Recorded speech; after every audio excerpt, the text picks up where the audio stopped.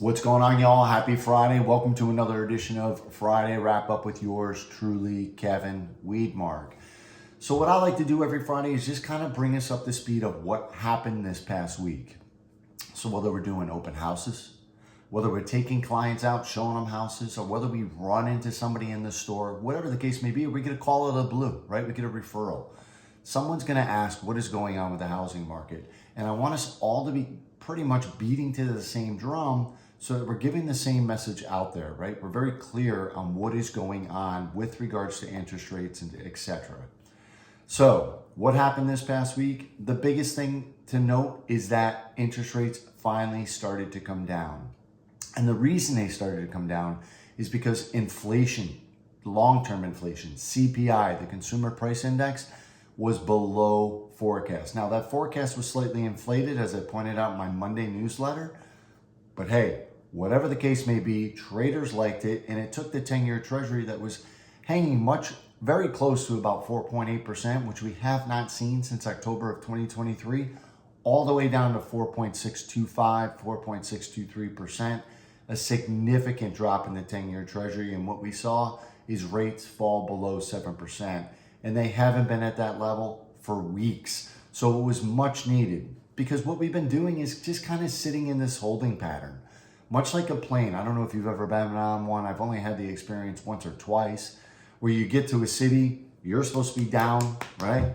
You're looking at your watch and you get the captain that comes over and says, ladies and gentlemen, we're going to have to circle here for a little bit. We don't have a spot. That's kind of where we feel like we've been since December 18th of last year. And we've just been kind of in this steady increase in interest rates. The 10-year Treasury keeps going up, going up, going up.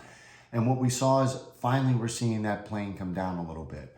All the things that the Fed has done, all those increases, all the way up into July of 2023, even though they've cut the Fed funds rate a couple of times, remember the lag effect. We're starting to see the lag effect of what the Fed policies are doing to inflation. Although we were hoping it was going to be a lot sooner, people felt a little bit comfortable and that pushed interest rates down, which was awesome. And it was all due to that CPI number.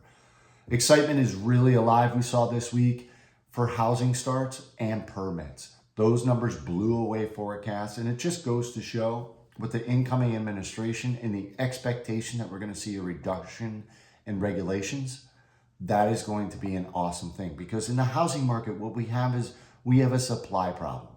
We do not have a demand problem. So throwing money at the demand side is foolish, right? That's just waste of tax dollars. It's inflationary, bad move. What we need to do is allow builders, allow home builders, construction builders, commercial builders, allow them a little bit more ease with the permit process. And what we're seeing is that is picking up steam very aggressively as we head into 2025 with the expectation as well that interest rates over the long haul are going to come down. And then the biggest thing that's kind of going to be hanging over everybody's head is Monday, right? We have a new administration coming in. The Trump administration will be inaugurated. And if anyone believes Trump, he is going to move full speed ahead. So the big question is, what can we expect with regards to executive orders? And what can we expect with regards to tariffs? Now, look, every president has done executive orders in the past, especially on day one after getting inaugurated. But I expect that pen to be moving very fast.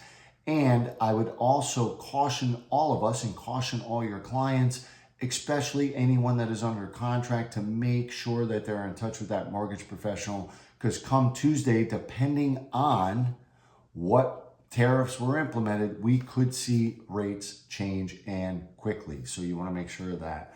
And as always, we're going to stress buy downs, buy downs, buy downs. Buy downs are a great way for you, for your client, on both the seller and buyer side, to come to that middle ground, to get that house under contract, to get both the buyer and seller under contract. Because the reality is, if you're out there buying and you're out there selling, that is the time that you want it. That's the right move for you. So we want to help both parties get to a good common ground, and buy downs can really accommodate that. Because right now, as you're sitting just below 7%, if you did a 2-1 buy down, you're going to be sitting right around 5%. maybe even in the high 4s, which would be fantastic. All right, y'all, everyone have an awesome weekend. If you're down here in the Austin market, get ready. Make sure you go to the grocery store today or tomorrow, because come Monday, we have a deep freeze and it is shut down city down here for whatever reason. Especially if we get some flurries, it's gonna be a freak out. So make sure that you stock up on a few supplies. We don't need to go crazy, but make sure you do that. You need anything, you give me a call.